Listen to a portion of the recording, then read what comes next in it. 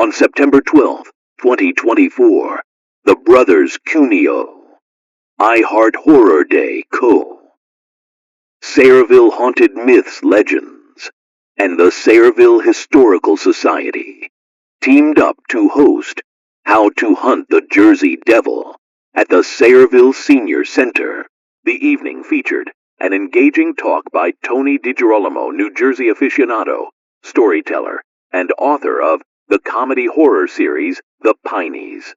Tony captivated the audience with tales of the infamous Jersey Devil, blending history, humor, and paranormal intrigue.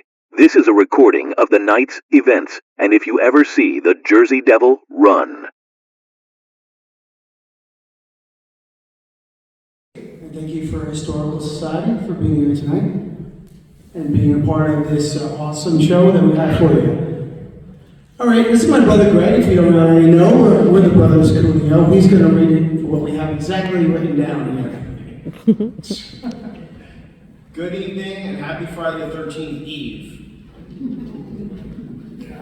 I am Chris Cuneo. I'm Gregory Cuneo, and we are the brothers Cuneo, co-creators of the I Heart Horror Day Corporation and co-creators and organizers of Sayreville Haunted Myths and Legends, along with Heather Prosky and Fred Block.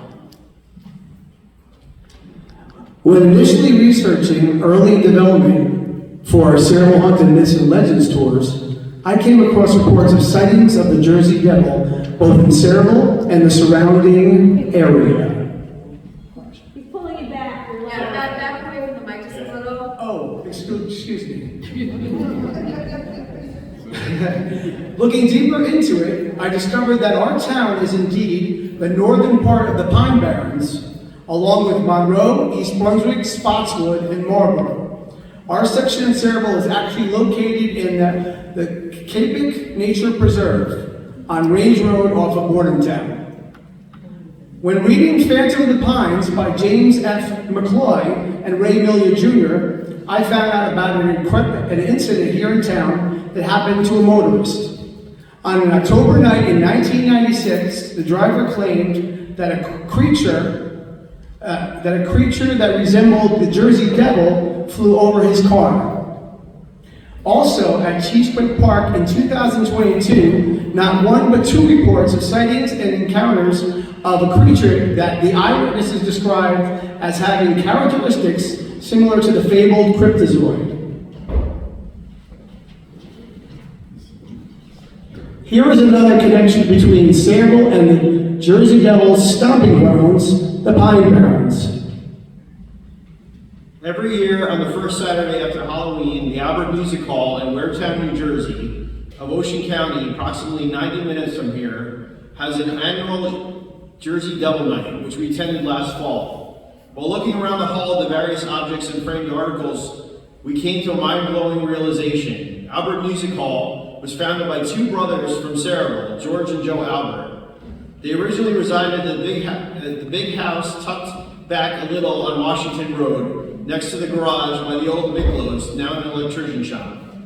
Albert is a well-known name in Sayreville, and the street with their namesake is located near Last Call, one of the Washington entrances to Tangletown.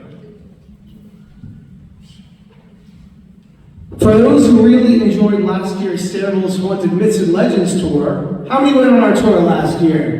Oh, thank you so much. I got a lot of good response on that. So we are going to be doing something, but unfortunately we're taking the year off for our tours for next year's offering. But thanks to Tap and Growler, we will be having a Booze and Brews night the first Monday evening in November.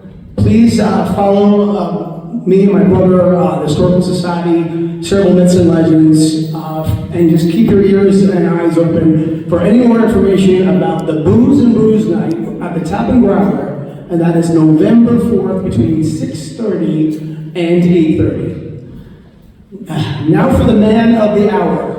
This is his introduction. And I'm talking about Tony DiGerolamo. Tony G. Go ahead. I'm sorry.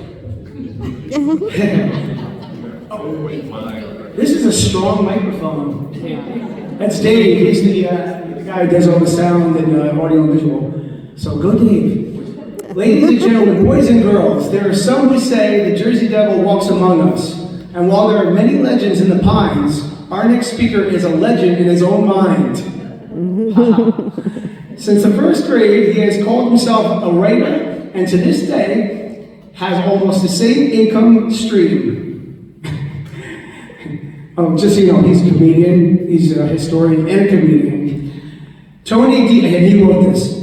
Tony DiGerolamo has written comic books for The Simpsons, jokes for Politically Incorrect with Bill Maher, and scripts for Space Ghost, Coast to Coast, on the Game Tap website. And though he has many credits besides those in games, comics, movies, and TV, his greatest achievement, the Pineys book series, is being presented to you tonight. So please welcome, straight out of Pine Barrens, Jersey Devil hunter, author, and local Piney, Tony DiGerolamo.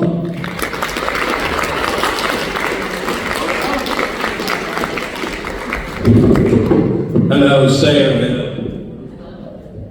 Thanks for coming out, everybody. Thank you to the Cuneo brothers. Thank you, Heather and Dave and the Historical Society for having me out. My name is Tony DiGerolamo, and I write The Pineys. It's about a family of hunters that hunt the kin of the Jersey Devil. But before I tell you about my awesome books, I'm going to tell you everything you need to know about the Jersey Devil.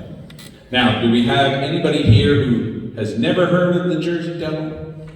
Everybody here pretty much at least heard of it? Yeah, it's a 289-year-old folk tale, and you can see that is New Jersey's official state demon. Here it is on the government's website, and we have a state flag, a state bird, and a state demon. We are the only state with a state demon. That makes sense. So that's pretty awesome. But you have to understand the origins of the Jersey Devil go back into the 16 and 1700s. Now, before I get into the history, let me tell you about the original story. Who's heard the original story of the Jersey Devil? You've heard it, right? Okay, I'm going to go over it for some of you, maybe not heard the actual legend. The legend goes that in the 1730s, there was a woman named Leeds, Mother Leeds, we called her, and she was the 13th child in her family, and she had 13 children. And as the last one was being born, she cried out, "Curse this child, let the devil take it."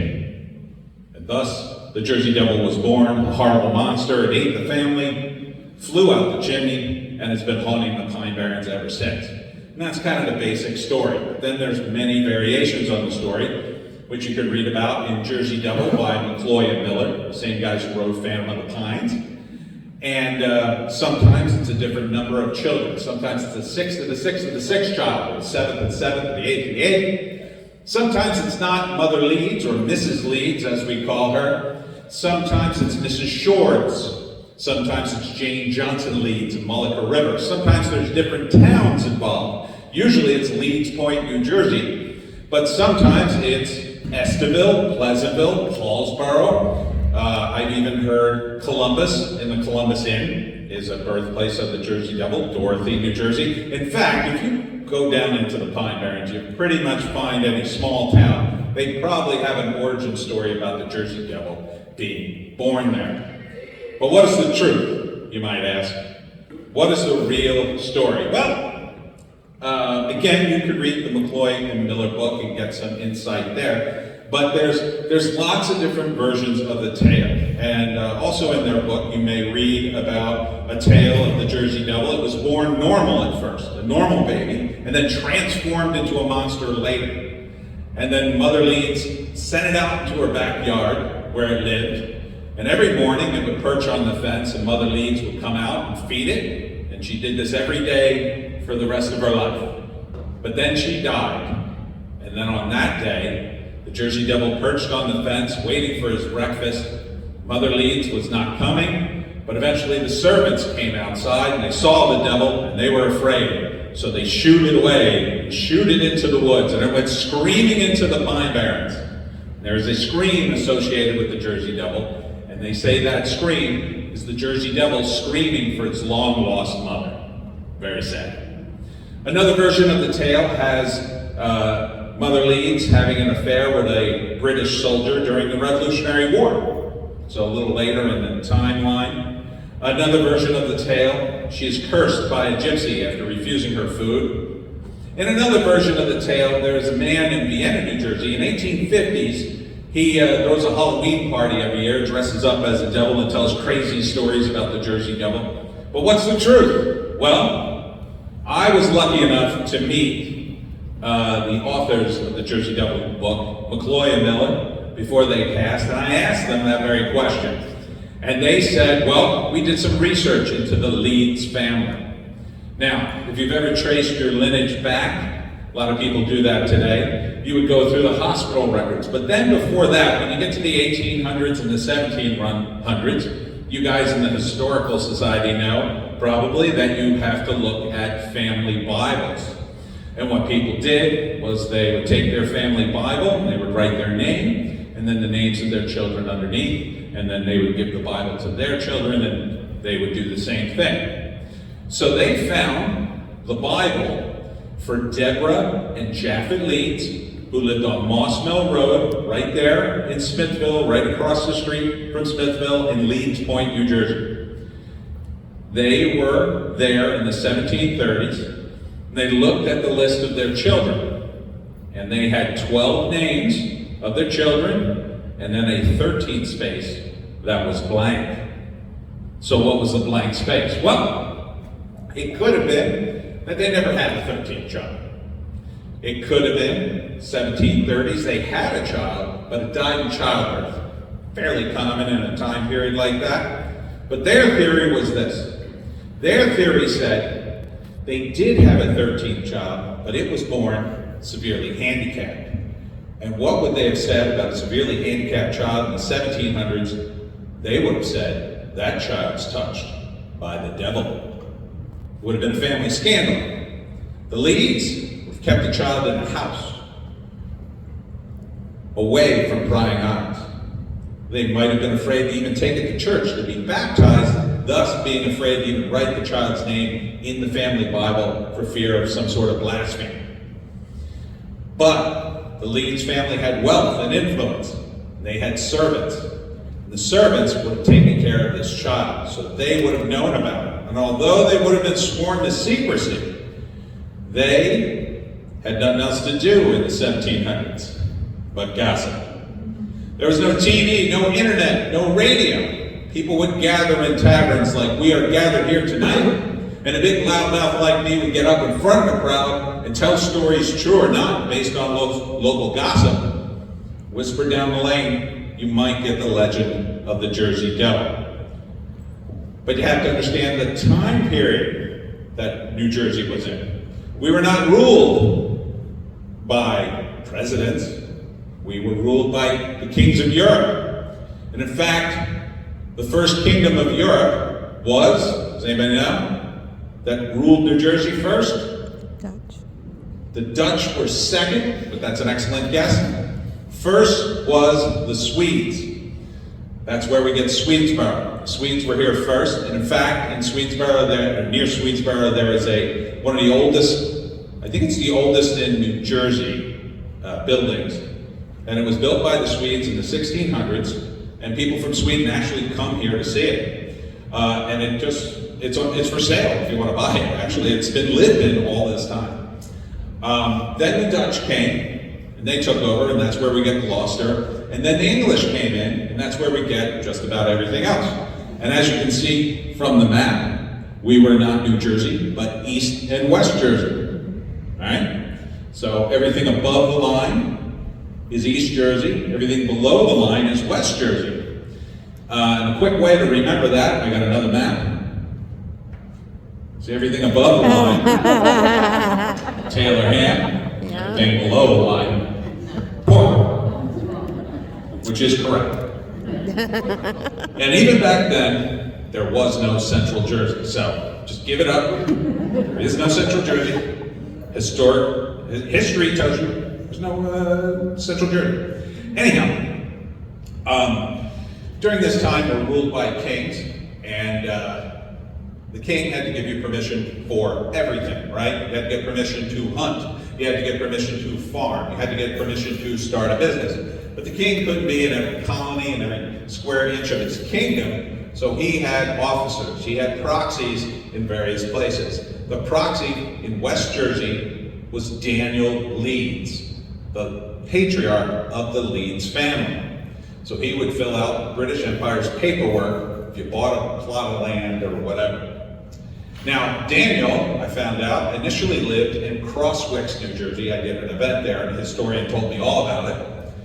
Crosswicks is over by the Delaware River. Very historical town if you're ever in the area. And he had a falling out with the Quakers. Now, if you know anything about that time period, and you probably do, being in the historical society, the Quakers were big players in colonial America, and you didn't want to piss them off. But Daniel wrote a series of controversial books. One in particular about angels and devils, and they were like, ooh, Daniel, we don't like these controversial books. And Daniel was like, oh, I thought you guys were cool. Quakers were like, no, we're Quakers, we're not cool.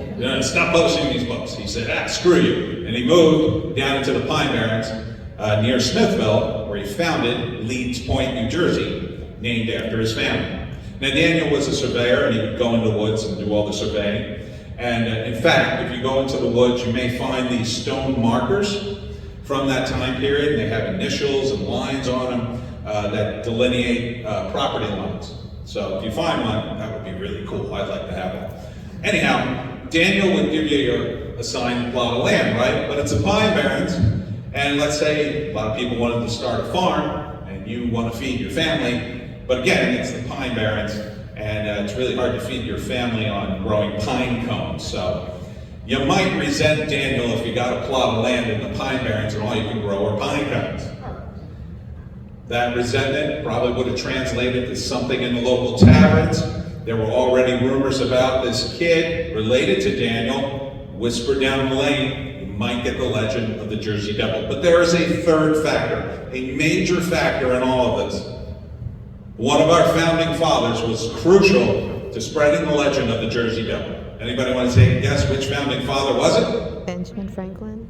Ben Franklin is correct. Boom. That guy was in everything. In the 1730s, Ben Franklin was a young printer, kind of ruthless. He had a brand new book. It was called Poor Richard's Almanac. Now that's very famous now, but back then no one ever heard of it. But the Leeds family had an almanac called the Leeds Family Almanac, which was pretty popular. And Franklin wanted to steal their customers.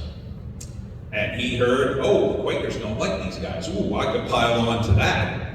Yeah, I don't like these Leeds people either, he'd say. They got astrology in their almanac. That sounds like witchcraft to me. You should buy Wholesome Poor Richard's Almanac instead. And in fact, Franklin predicted the death of Titan Leeds, who by that time was a publisher. He was the son of Daniel. And he wrote the day and date, the year that he would die. That day passed, and everybody said, Franklin, Titan's not dead. And Ben Franklin said, oh, yeah, he's dead. It's his ghost writing the almanac. You should buy it. You should buy Wholesome Poor Richard's Almanac instead. I think I have a picture of the almanac. Yeah, there it is. There it is. So this is how ruthless he was. He was smearing the Leeds relentlessly. So if you combine all these factors, you have this kid who may or may not existed. You have the natural resentment people had towards the Leeds. You had the Quakers mad at him. And you had Ben Franklin relentlessly smearing them just to sell a few books.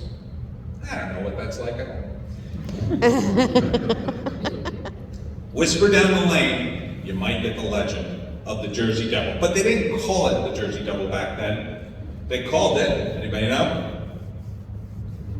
The Leeds Devil.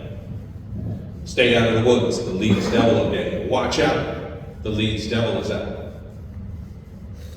But this was what it was called for about 180 years. But then everything changed in 1909. Here, go to the next slide. Oh yeah, there's the almanac, Titan's Almanac. This is the Leeds Family Almanac. You'll notice he put the Leeds family crest on it. And you can see that's a tiny little dragon, right? And that looks an awful lot like the Jersey Devil, I think. I'm sorry, go ahead. This is one of the houses, they say, where the Jersey Devil was born. This one supposedly burned down, but I saw one just like it this weekend on the way to Oyster Creek, so I'm not sure. The house changes locations. Go ahead and click it again. This is another supposed house. I find these online. You find pictures everywhere. The rumor is, locally, people at Leeds Point they don't want to exploit the Jersey Devil because they don't want to encourage anybody to come and look for it. So about every 20 years, somebody says, oh, that's the house the Jersey Devil was born in. Really? And they take a piece of it. And then over the years, they keep taking pieces of it until it's gone. And then 20 years later, they find a different house and say, oh, that's where the Jersey Devil was born. So this one, I don't even know where it is. I think that's a long one. All right, go to the next one. All right, so in 1909, there was a man named Norman Jeffries, and he lived in Philadelphia, and he ran this museum. It's called the 9th and Arch Street Museum, otherwise known as the Dime Museum. And for a dime, you could go in there. If you were a local businessman, you would see all sorts of crazy, freakish acts. So you saw a bearded lady, maybe you'd see a boa constrictor, maybe you'd see women playing basketball. I swear that was one of the acts. Oh, God. I swear it was. And so Norman ran the show, and he was a bit of a carnival huckster. Well, the museum fell on hard times, and he needed a new act. So he was in a bookstore on Market Street, and he comes across a story about the Leeds Devil, and he goes, this is my new act. So he grabs one of his carny assistants, and he says, here, take this letter I wrote, go to South Jersey, and mail it to the newspapers. And he did. And the letter read something like, I'm a New Jersey housewife, and my husband went to the barn, and he was accosted by the Leeds Devil. Oh, it was terrible. So the newspapers get this letter. Now you might think, they look at it and go, wow, that's very interesting, we should do a story. No. See, the newspapers at this time were run by elites. These were college-educated men who looked down upon the people across the river in South Jersey. See, we were all on farms, and they were at the college. So they looked down upon us, and they called us all sorts of names. They called us rubes. They called us hillbillies. They called us Pineys. And that's where the term comes from. Back then, it was a derogatory term for anybody in South Jersey. But these days, it's a term of endearment. Hey, Piney, how you doing? Hey, Piney pal, nice to see you. But back then, they were like, oh, you ignorant Pineys. You probably don't even read newspapers. We'll publish a letter about your superstitious monster. We'll make you all look like fools. So they did. And instantly, it went viral for 1909. Everybody started talking about the Jersey Devil. So they called it different names. They called it the What Isn't of South Jersey. They called it the Leeds Devil, of course. And they called it the Jersey Jabberwock. But in 1909, and I got this off the Rick Grass blog if you want to check it out. He's got all the headlines. This is the 1909 Trenton Tribune, where they called it, for the first time, we think, the Jersey Devil. And that's the name that stuck. So that's the name, and this was January of 1909. So if you think back, we used to have this stuff in January, you might remember. It's called snow. And so in 1909, there was a lot of it on the ground, and so people saw the tracks of the Jersey Devil in various locations. Oh, there. Yeah, here's the Jabberwock. Go to the next one. And here's some of the illustrations. So what they did was, there was these guys in Gibbstown, and they saw it on top of their shed, and they called the cops, and then the cops came, and the reporters came, and they took pictures of the tracks in the snow. And there was a big to-do. Then, in Collingswood, New Jersey, they saw it on the roof of the firehouse, and then it jumped down and ran down the street, a bunch of witnesses, again, called the cops, big to-do, and reporters came. Then a trolley in Camden, there was a group of people, and they saw it on the tracks. The Jersey Devil got spooked and flew up into the wires and exploded and disappeared. It was probably a whooping crane, but everybody was wound up about the Jersey Devil. Then a police chief in Camden claimed to have shot at it. They started seeing it everywhere. It didn't help that there was a guy at this time inadvertently contributing to the legend. He was a burglar, and he robbed houses in Camden, New Jersey. I know, that's weird. I never heard of that either. So he didn't want to leave footprints in the snow because he was looking into your house to decide if he was going to rob you. So what he did, he took some boards, he nailed horseshoes to them, tied them to his feet, he walked around your property, looked in the windows.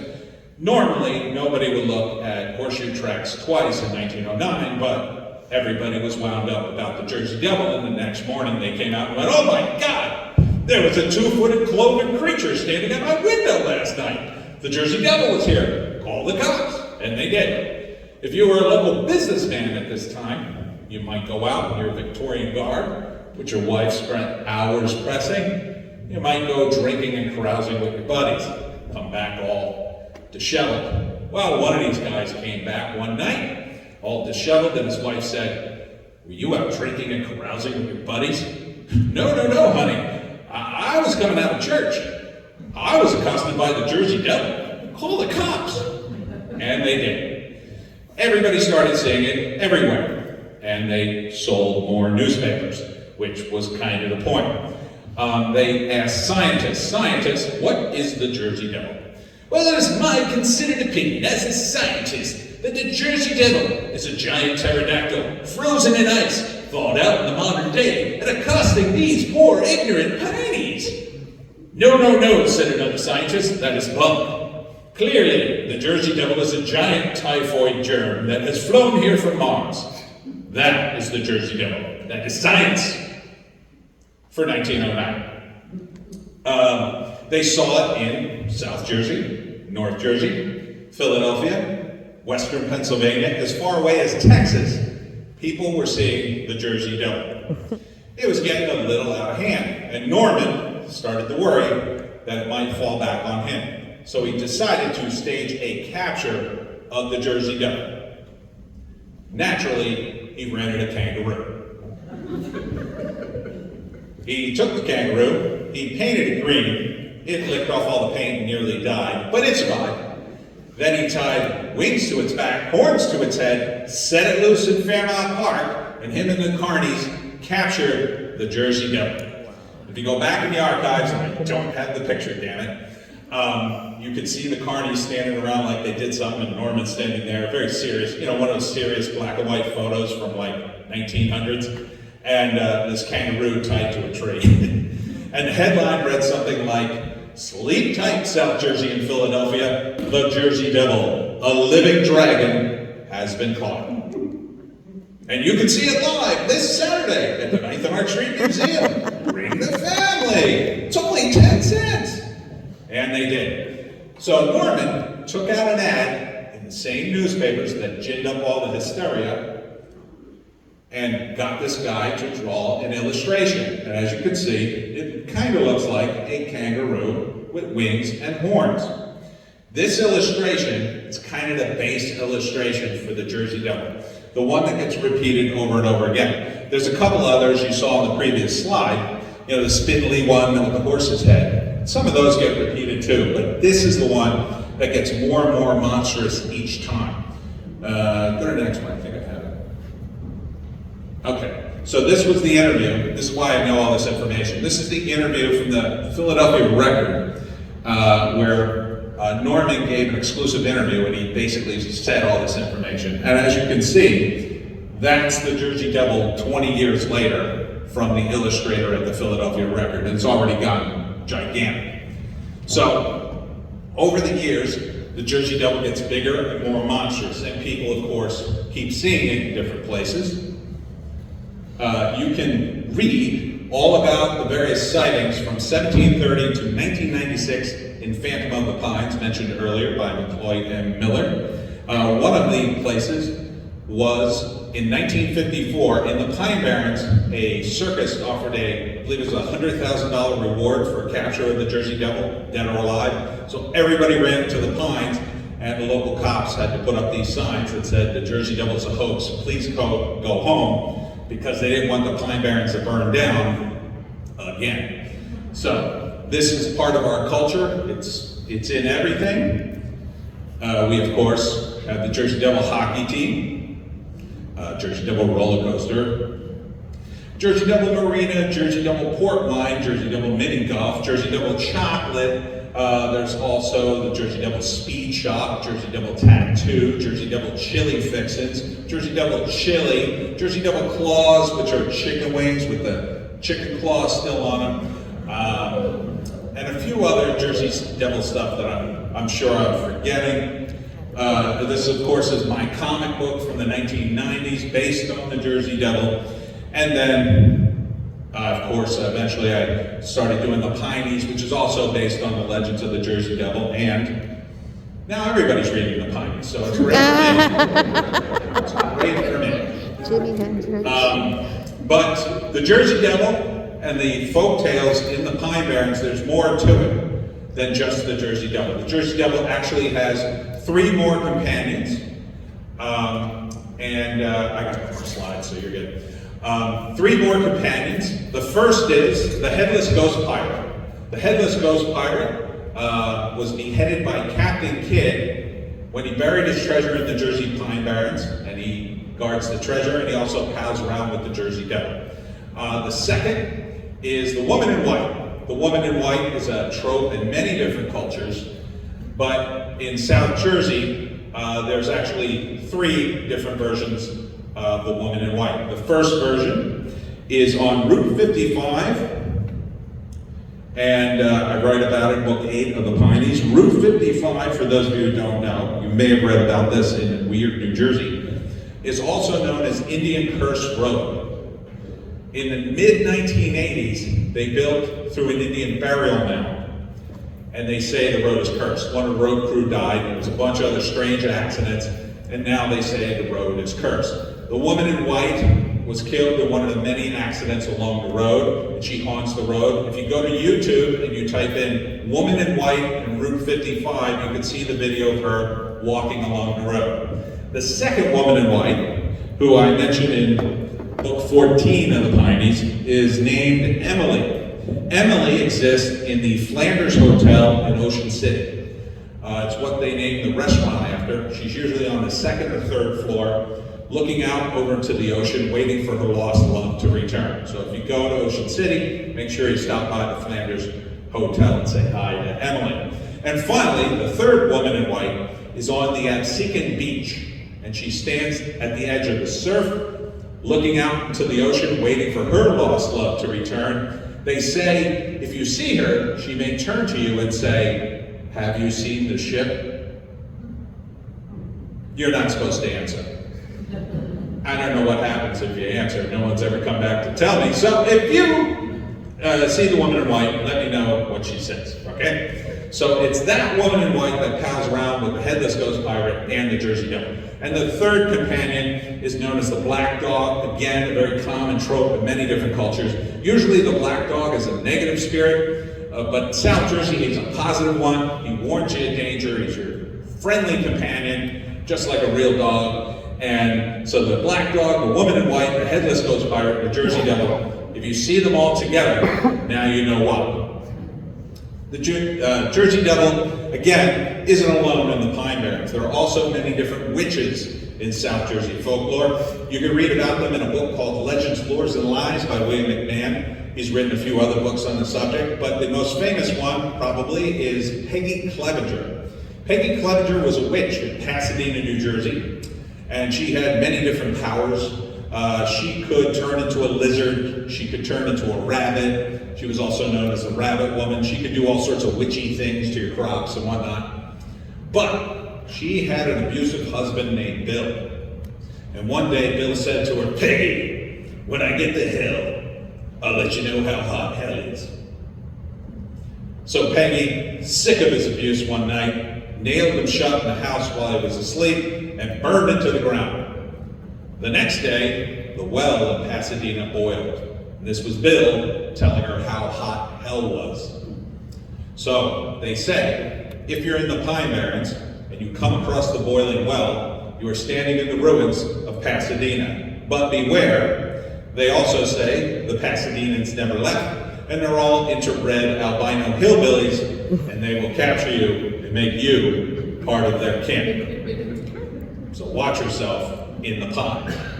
There are many different abandoned towns in the Pines, ghost towns, or whatever you want to call them. One of my favorites is in the Atlas Obscura. It's called Amital, and it is right next to Hamilton, New Jersey, which I'm sure you guys know, right? You guys know Hamilton, right? Okay. Blueberry capital of the world, in case you don't know. But right next to Hamilton is Amital in the Pine Barrens. Amital was named after an explosive they made in World War I called the Amital. And that's why they built the town, to make the explosive out in the pines where they couldn't blow anybody else up. And during World War I, they made the explosive. But then after World War I, they changed to another explosive, and the town never really changed. It kind of went into decline, so in order to boost it back up, they built a racetrack right in the middle of Pine Barrens. It was an elevated racetrack where they raced jalopies in 1926. And they did that for about a year until that died too, and then eventually the whole village kind of went away. But the ruins of Amital are still in the Pine Barrens. If you go to Google Maps, you can actually see part of it. Look for a place called Royal Crown Ice Cream on Route 30 in Hamilton. Sorry, I navigate everything with food. But anyway, if you find Royal Crown Ice Cream, Route 30, behind that is Route 561. Behind 561 is the Pine Barrens, and a little ways up the road, you can still see Amital and the loop of the track. You can go back there and check it out if you'd like. Be careful, it is on private property, but I've been told by many hunters it's fine to go back there and walk around. Now that the summer's finally dying down, we'd probably be okay with the ticks. So there's lots of towns like this back in the Pine Barrens that you can check out. There's Friendship, that's over by the Crisanza Memorial. You guys know the Crisanza Memorial?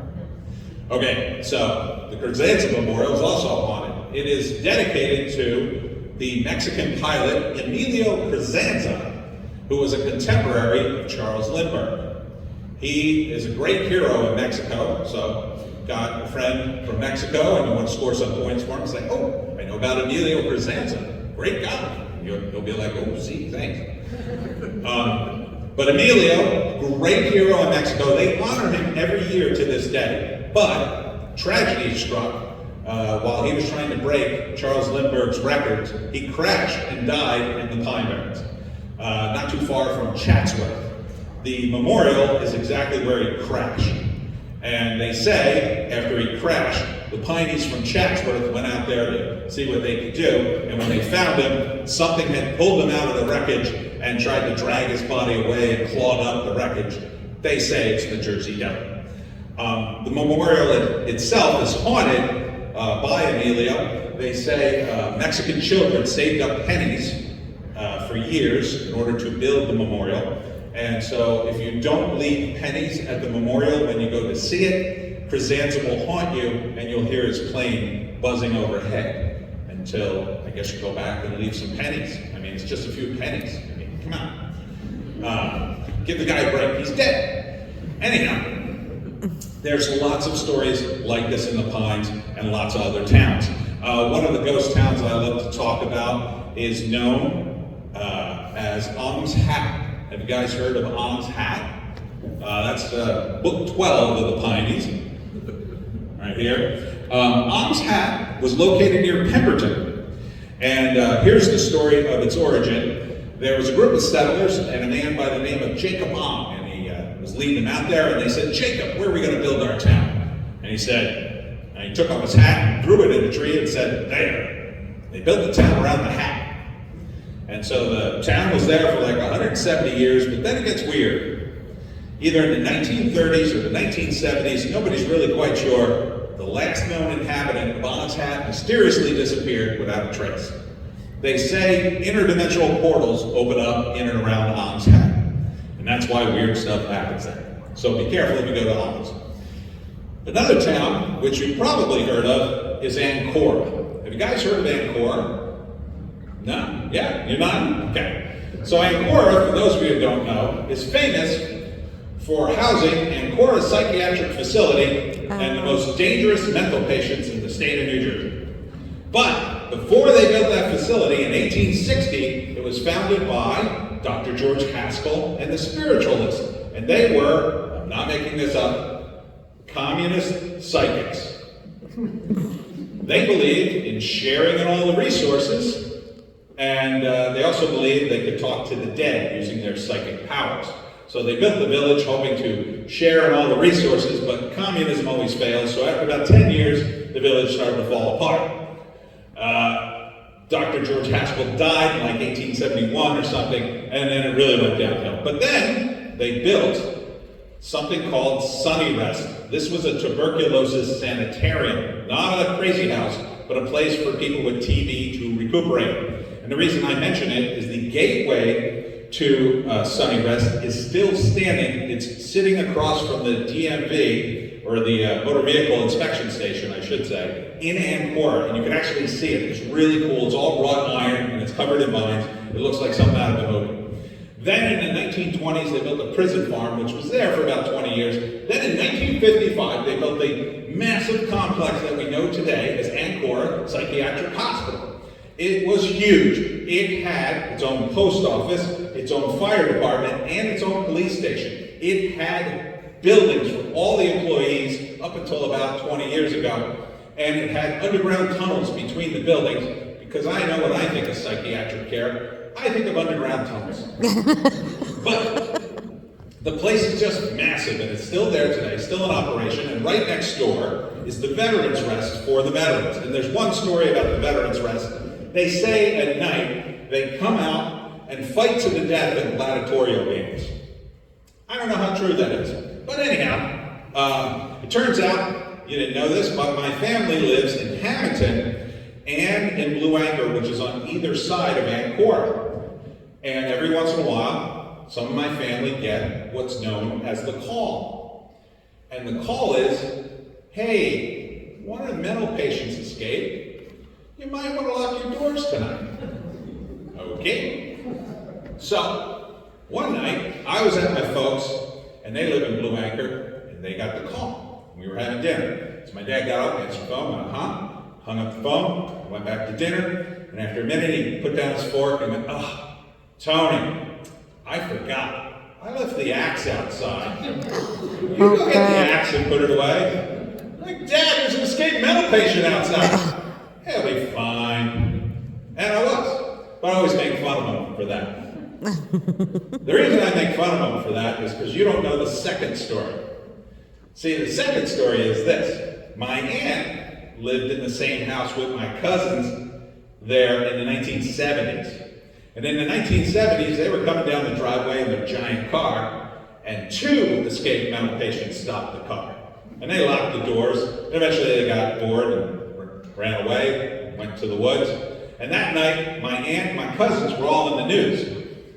The reason they were on the news is because the patients went into the woods and one killed the other, and the other went back inside Ancora. So my story's still funny. It's just a different kind of fun. Anyhow, the reason I tell you this long story and about Ancora is I also make comic books, as you've seen. And there's a character you may be familiar with, what's his name? Oh yeah, Batman. So, if you know anything about Batman, he's published by DC Comics. And a few years ago, DC Comics published the DC Guide to the Universe. And they told you where all their fictional cities were. Now, Batman lives in Gotham City, as we all know. It turns out Gotham City is in South Jersey. It's the sister city of Atlantic City. But, as we also know, Batman fights the Joker, and when he beats him up, he throws him into Arkham Asylum, which is also in South Jersey. Arkham Asylum has the same weird occult background as Ancora. See, Arkham, Ancora. Batman, Jersey Devil. I'm just saying. There's a lot of similarities. I think somebody from DC Comics read about the history of South Jersey. But it's not just about the legends and the lore. There's also an amazing history in South Jersey you guys may or may not have heard of. Now, you're in the Historical Society, so maybe you heard a little. But there were a lot of highway bandits during the Revolutionary War in South Jersey. One of the most famous gangs was known as Joe Mulliner and the Refugees. See, they were kind of like Robin Hood and the Merry Men, except they kept the money. What they would do is they would go into a town during a dance, and Joe's guys would hold everybody hostage because all the men were up north fighting the war. Nobody could really defend the town. Then Joe would come in, and he was a dandy, so he'd dance with the ladies, and then they'd rob everybody and leave. And they never really hurt anybody. But when the war ended, they captured all the bandits, and they hung them. And they took Joe to Burlington to be hung. He claimed to have a letter of marque. I'm sure you guys know what a letter of marque is. It would have given him permission to rob people during wartime. He would have been treated like a prisoner of war. But they couldn't find his letter, so they hung him. They gave the body to his wife, and his wife took it to their family plot on their farm on the Mullica River. That family plot is in Nesco, New Jersey, right next to Hamilton. If you go to Nesco or Hamilton and type in Joe Mulliner, his gravesite will appear on the GPS in the middle of the woods there, and you can go see it. The reason, kind of a weird reason why his grave has survived this long is because in the 1800s, they stole his body. And they had to put it back. They got caught, and they had to put the bones back. And they did. We're not sure if they put it back in the same spot, but we are sure in the 1800s, later that century, they did it again. And they got caught again and had to put the bones back. So I think Joe would have been very amused that his body was stolen 2 times. There was also a pair of bandits named Fagin and Fenton. And I was telling this story at the Vinyl Brewery down in Hamilton, and the bartender looked up from his mixing and said, "Wait a minute, my last name is Fenton." I said, "Oh, that's weird." I said, "The bandit's name was Jacob Fenton." He said, "My brother's name is Jacob." And he said, "Our grandfather told us we were related to highway bandits." So he was probably a Fenton descendant. Anyhow, they operated out of Farmingdale. At least that's where their hideout was, but they were all over South Jersey. And then when they got caught, Fenton tried to bargain for his life with their money. He said, "If you go to Farmingdale into our hideout, there's a bunch of money, you can have it, just let us go." The authorities said no. He tried to escape, and they shot him dead. But the worst of the lot was Bloody John Bacon, who I read about in book 6 of the Pineys. Bloody John Bacon and his men committed the Long Beach Island Massacre in 1782. So if you go up to LBI, near the lighthouse, there's a historical plaque to the event. And what happened was there were a group of American sailors that were camped out on a beach. They were going to recover some scuttled ships for the war effort. But they didn't leave a guard up for some reason. Bacon and his men came across them and just started killing them all. They killed about 18 guys before anybody woke up and chased them off. And it was considered almost a war crime. At a time, there was no war crimes. So they hunted him down like a dog throughout the rest of the war. Then he fought in the last battle, the last official battle of the American Revolution down in the Pine Barrens at the Cedar Bridge Tavern, which they reenact every year, which you should totally check out in December. But Bacon got away again. Eventually, after the war, Captain John Stewart caught up to him in the Rose Tavern. Bacon went for his gun, and Stewart stabbed him through the heart with a bayonet. They dragged his body through the street, and they were going to bury him in the middle of the road so he wouldn't have a Christian funeral. But his brother arrived and begged the crowd, "Please, my brother was a loyalist like all of you were. Let me give my brother a proper burial." The crowd relented, and they gave him the body. He's currently buried in the Arneytown Cemetery today, across from the big veteran cemetery, if you know where that is. In my story, he also takes him to a woman who gives him a witch's heart, and Bloody John Bacon comes back to restart the American Revolution from the other side. Other parts of history that I love to talk about in South Jersey and incorporate into my books include all the pirates that came to South Jersey during the golden age of piracy. All the major ones were here, including Blackbeard. He had headquarters in Pennsauken, New Jersey, on Penny Island, where the old Sitco refinery used to be. It's being turned into a nature preserve now. Him and Steve Bonnet, another famous pirate, would go there, meet, get to a longboat, row across to Philadelphia, and get drunk. They say Blackbeard buried his treasure on Wood Street, either in Burlington or Philadelphia, underneath a black walnut oak. And the story goes, as they were burying it, a crazy Spaniard volunteered to guard the treasure in death and shot himself on the spot. He fell into the hole, and the crew was so shocked by his action, they shot his dog and threw him in the hole too, so he would have company in the afterlife. Now, the weird thing is, up until 1875, there was a black walnut oak, a massive one, on Wood Street, Philadelphia, but as far as we know, no one ever found the treasure. Ben Franklin wrote, late in his life, see how I wrapped it all around?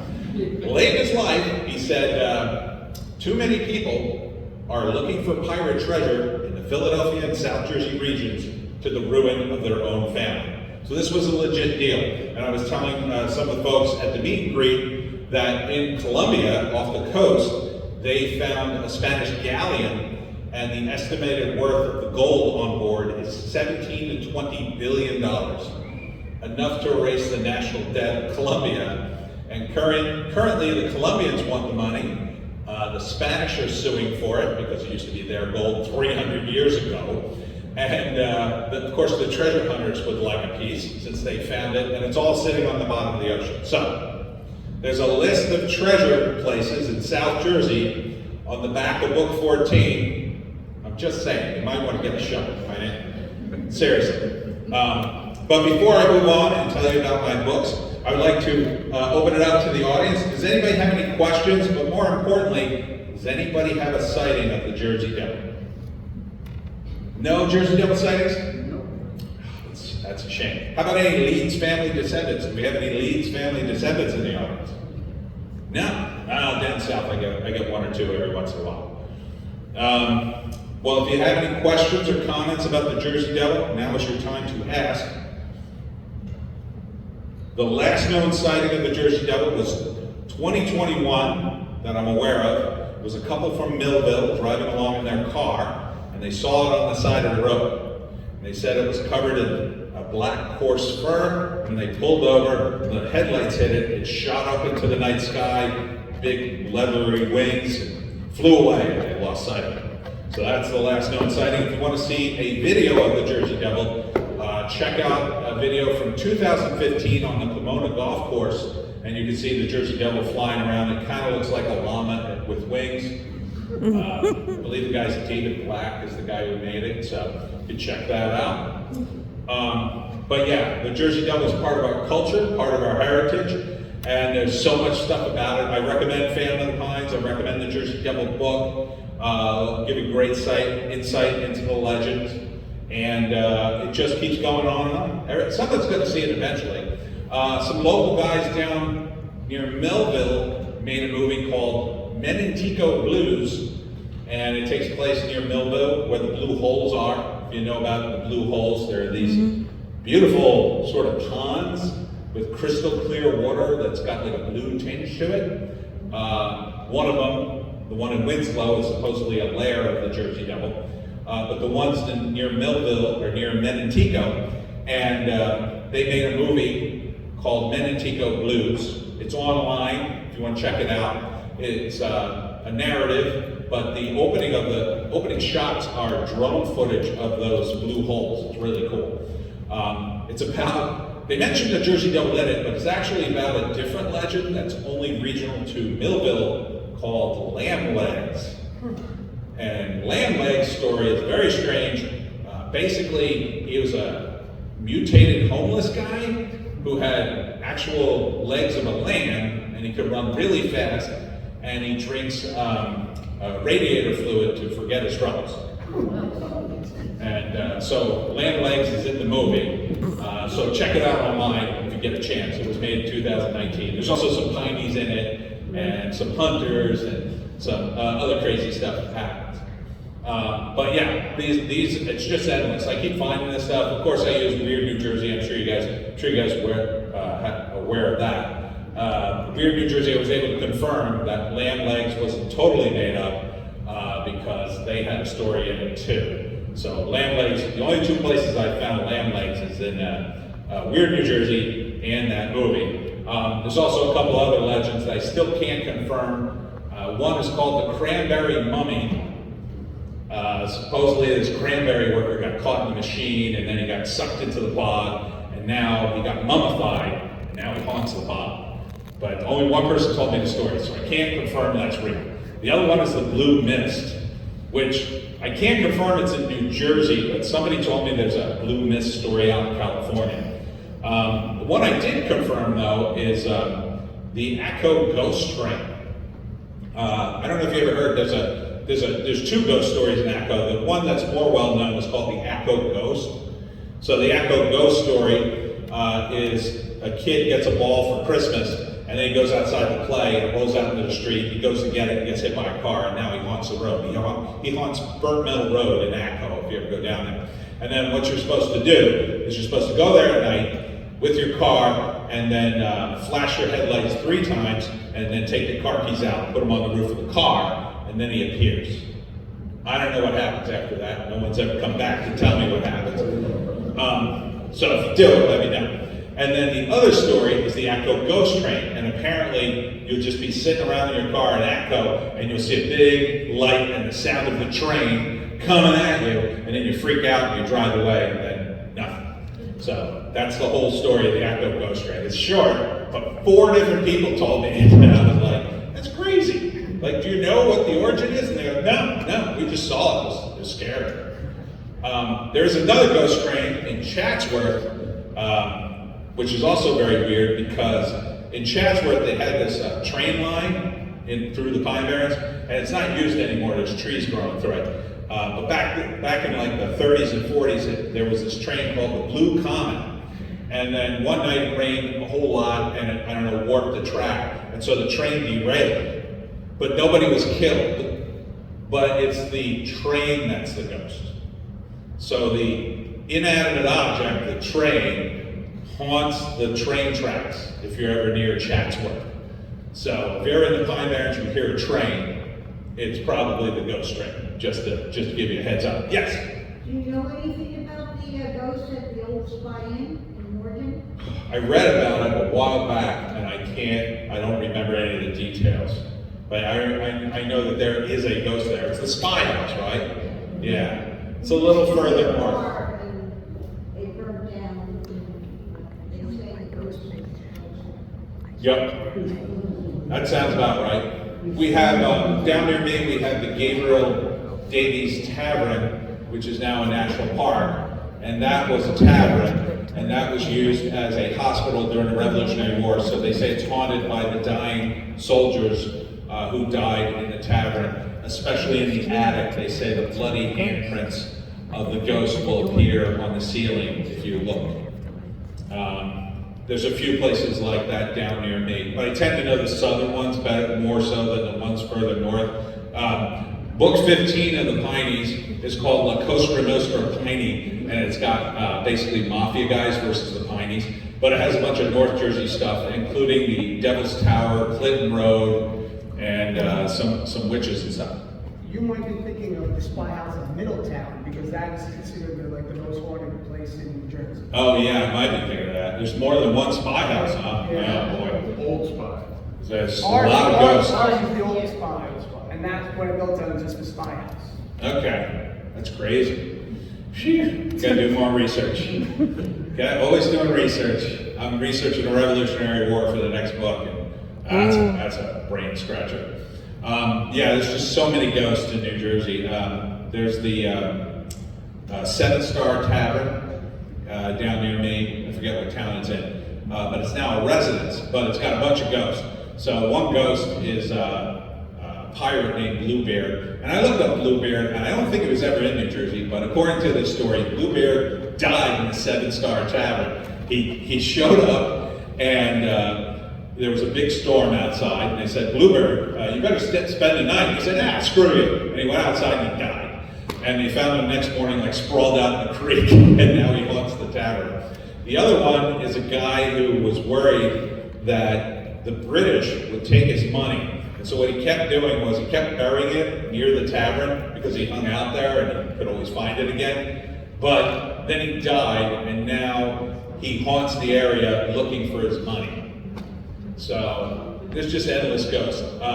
There's also Nellie's Pond, which is a ghost story about a guy who was he was a messenger for the Revolutionary War, and he had a horse named Nellie, and for some reason he tried to cross this pond with the horse, and the horse drowned. He didn't drown, but the horse drowned, and now Nellie haunts the pond, which is actually gone now, but she haunts the area, I guess, which is weird, right? Like ghost horse. So we got ghost trains, ghost horses. What do you hear, a phantom Winnie or something? Something like that, yeah. Yeah. It's very strange, the ghost. You pretty much haven't haunted anything, it seems like, in New Jersey. And I just keep finding stuff. It's just every other day I'm like, oh wow, this is a new one. I mean, when I found Bloody John Bacon, I was like over the moon, because I had been reading about the bandits in South Jersey for years, and there he was, Bloody John Bacon. You know, it's just amazing. And then in 1730, which I read about in book 9 of the Pineys, there was the witch trials in Mount Holly. And Ben Franklin was there too. He was reporting for the Pennsylvania Gazette at the time, and he wrote about it. He would read the essay about the witch trials. He was very unimpressed, by the way. It was like, he thought it was stupid and boring and dumb and totally pointless. So it's just incredible the amount of stuff you just learn reading this history. It's really great.